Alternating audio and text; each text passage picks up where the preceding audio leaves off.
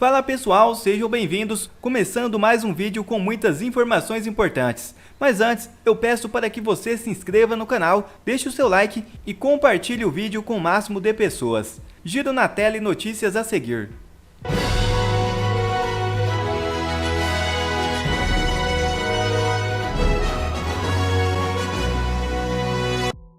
Pedido de impeachment contra ministro dos Direitos Humanos, enviado a Arthur Lira, ganha apoio de 46 deputados. É isso mesmo.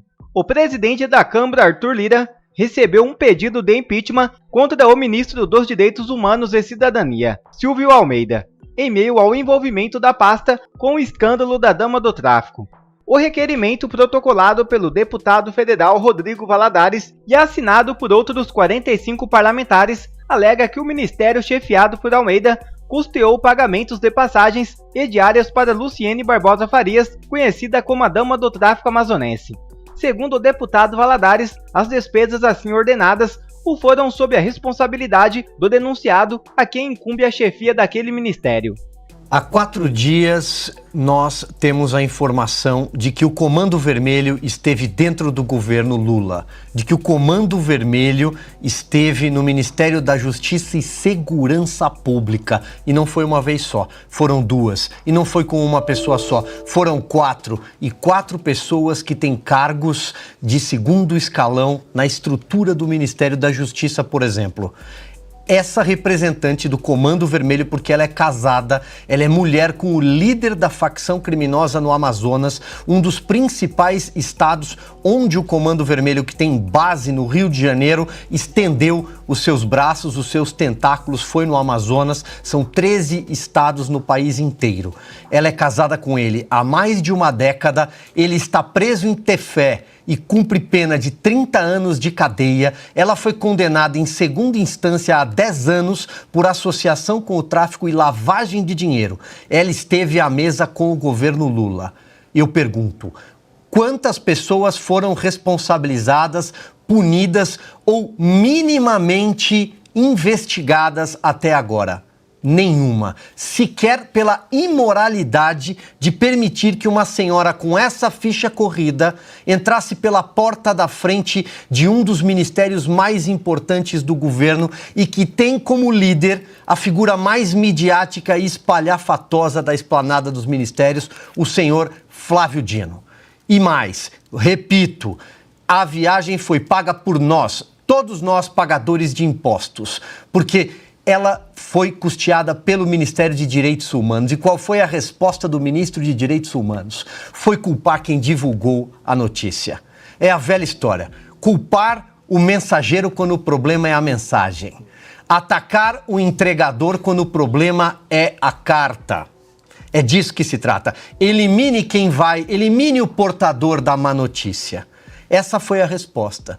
Ele conseguiu achar fascistas, ele conseguiu achar a extrema-direita, ele conseguiu achar os bolsonaristas nessa história, mas não. Não, senhor ministro Silvio Almeida, não, senhor ministro Flávio Dino e quem mais teve de sair para tentar apagar o incêndio que tem hoje em Brasília por conta dessa história. Não, não. O governo deve se responsabilizar. E se fosse um país sério, se não fosse o Flávio Dino, o ministro da Justiça, se não fosse o PT que administra o Brasil, todos eles já teriam entregado seus cargos por vergonha na cara, algo que eles estão mostrando que não tem. Estão tentando culpar figuras ocultas porque eles abriram as portas para o crime organizado. Tá muito claro. Ela entrou lá. O pedido dela teve andamento no sistema, segundo o jornal Estado de São Paulo, no sistema do Ministério da Justiça. Ninguém foi ao Google perguntar quem era aquela senhora que esteve aqui em março, em maio, para recebê-la de novo, pela segunda vez. O nome dela está lá, o endereço. Ninguém fez uma pesquisa, logo o ministério que tem à sua frente alguém que diz que controla, que a Polícia Federal é dele.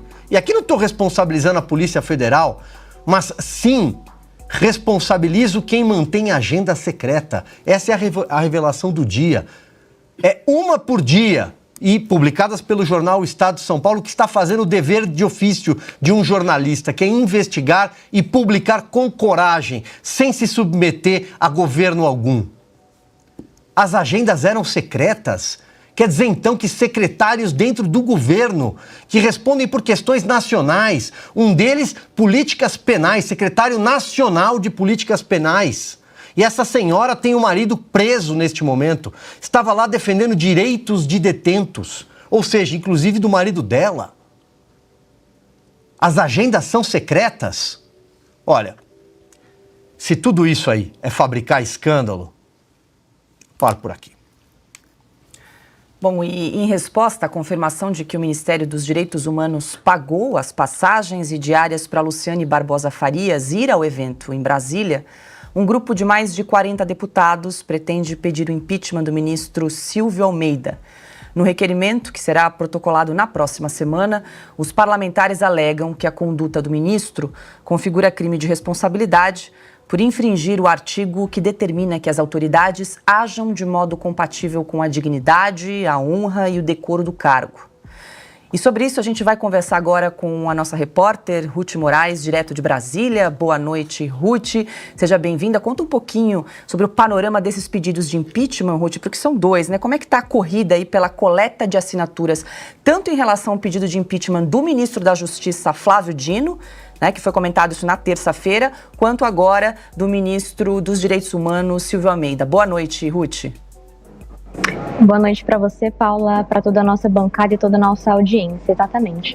Então aí a reportagem do Jornal Estado de São Paulo balançou aqui o Congresso Nacional nessa semana, apesar de ser uma semana com um feriado na quarta-feira.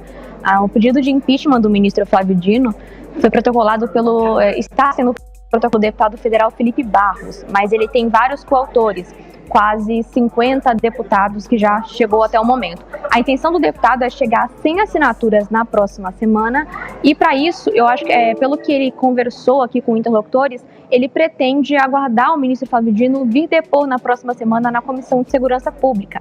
Vale lembrar que o ministro ele é alvo de requerimentos, campeão de requerimentos de convocação e faltou na maior parte deles, né? Ele tem mais de 100 pedidos de convocação nas comissões da Câmara dos Deputados. Então, o deputado federal Felipe Barros aguarda o ministro vir a essa comissão para depois protocolar esse pedido. Caso o ministro não venha, ele deve protocolar da mesma forma. Em relação ao ministro Silvio Almeida, do Ministério dos Direitos Humanos, o pedido de impeachment também já tem cerca de mais de 40 assinaturas, como você mencionou, Paula, e ele já foi protocolado, pelo que a gente apurou aqui.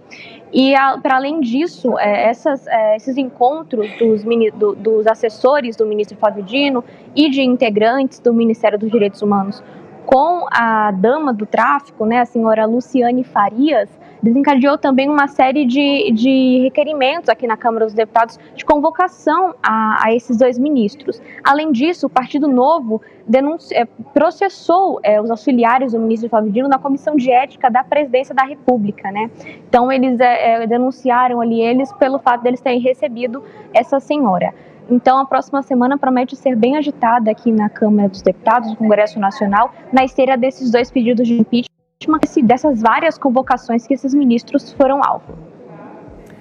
Maravilha. Ruth Moraes, direto de Brasília, obrigada pelas informações. Bom trabalho. Boa noite, Ruth. Boa noite, Paula.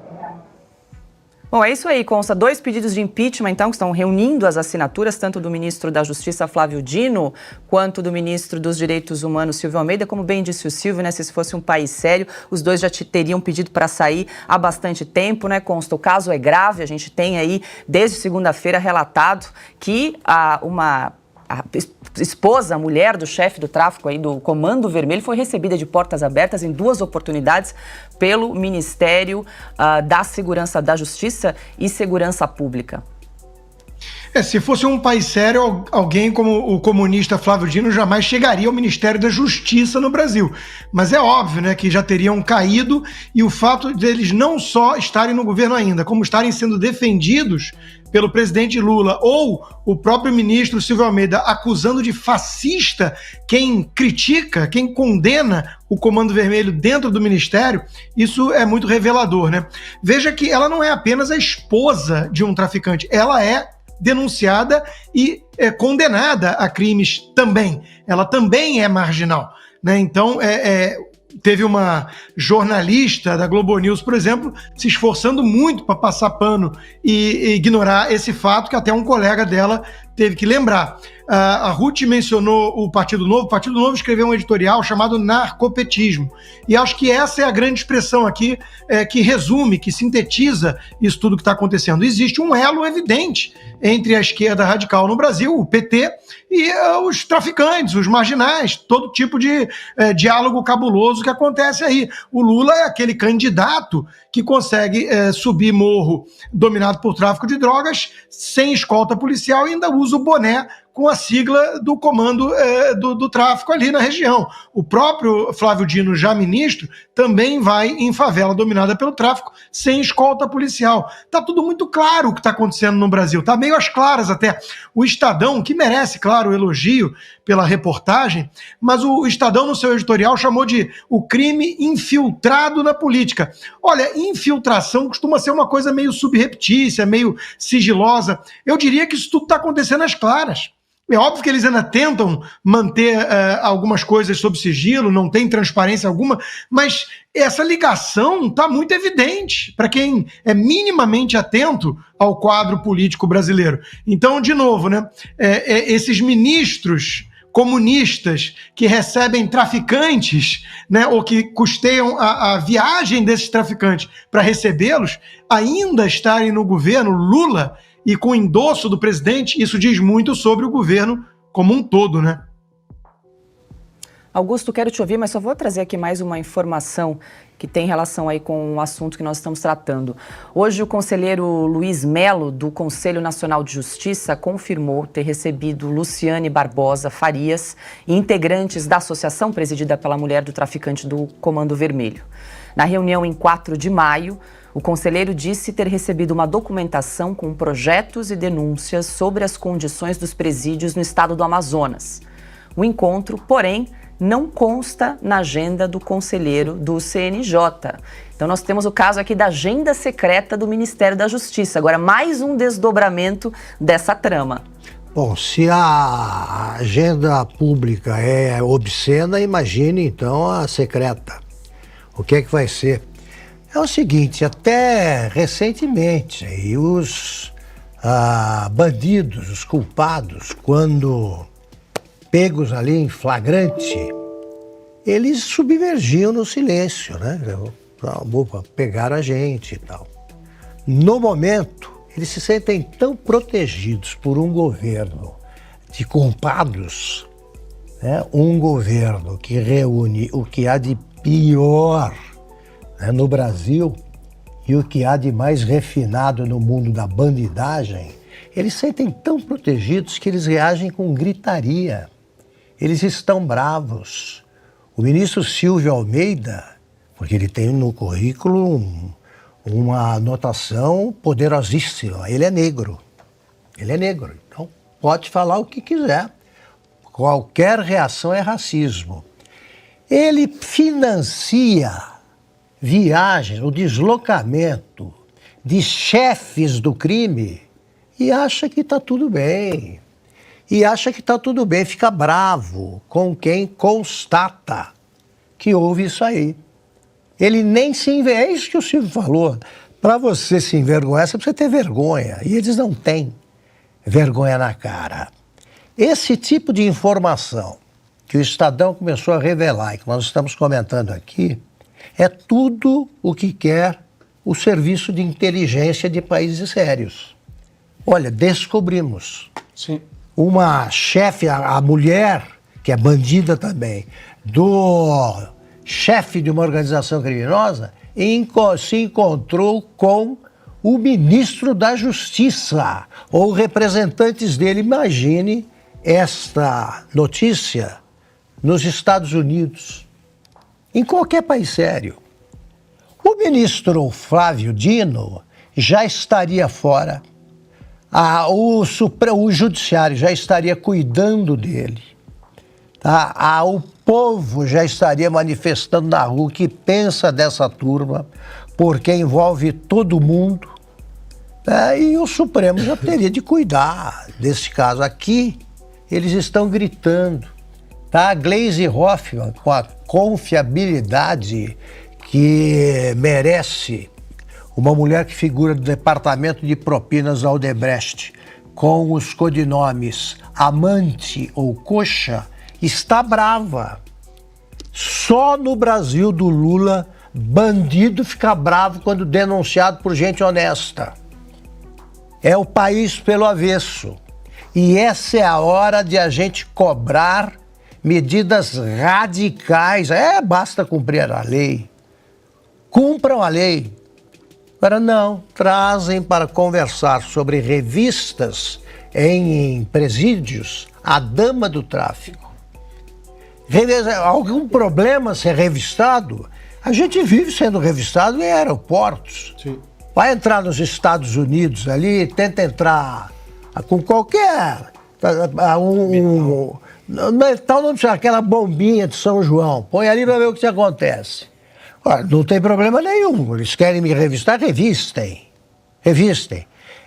Ela não quer ser revistada porque ela leva armas, se possível, sempre celulares, ou os celulares chegam por quem? Quem é que leva? Agora, quem se queixa de revista precisa ser revistado 3 vezes. E o visitado também, porque ele já tem alguma coisa escondida na cela. Só no Brasil, os chefes do tráfico se entendem usando celulares com o mundo de fora. E aqui, quando se descobre que, repito, os serviços de inteligência procuram, a presidente do PT fica brava, o ministro da Justiça fica bravo, o ministro dos Direitos Desumanos, né, que ele inaugurou esse ministério, fica bravo. Então, o que nós estamos vendo no poder é um bando de cafajestes, e eu estou sendo gentil ao usar essa palavra. E outra notícia já na tela. Pacheco vem a público, faz o anúncio que todos esperavam e deixa ministros do STF em alerta. O presidente do Senado, Rodrigo Pacheco, anunciou nesta quinta-feira 16 que a proposta de emenda à Constituição, que restringe decisões individuais de ministros do Supremo Tribunal Federal, poderá ser votada na semana seguinte. A PEC 8 passará pela quinta sessão de debate no dia 21. Após esta quinta sessão, estará pronta para ser votada. Vou consultar os líderes para determinar se desejam votá-la na terça-feira, pois já preenche todos os requisitos regimentais para a votação, afirmou Pacheco. A PEC propõe várias medidas, incluindo a definição de prazos para pedidos de vistas em processos judiciais e a exigência de maioria absoluta de votos dos membros para suspender a eficácia de leis e atos normativos de amplo alcance, restringindo assim decisões unilaterais e individuais do STF. Além disso, a proposta estabelece que após a aprovação de medidas cautelares em defesa da constitucionalidade, o julgamento de mérito deve ocorrer em até 4 meses. Além dessa proposta, os senadores também estão debatendo outro projeto que fixa um prazo para mandato dos ministros do Supremo. Esse movimento gerou reações no STF na semana passada. O presidente do STF, ministro Luiz Roberto Barroso, argumentou que mexer no Supremo não parece uma prioridade nas mudanças que o Brasil precisa. E aí, concordam com Barroso ou vocês acham que o Supremo Tribunal Federal é sim uma das prioridades de mudança que o Brasil precisa? Coloca aqui nos comentários. Bom, quer receber mais conteúdos como esse? Então inscreva-se agora mesmo no canal, deixe o seu like e compartilhe o vídeo com o máximo de pessoas. Assim você vai estar me ajudando demais. Fico por aqui, um forte abraço e que Deus abençoe a todos. Brasil acima de tudo e Deus acima de todos.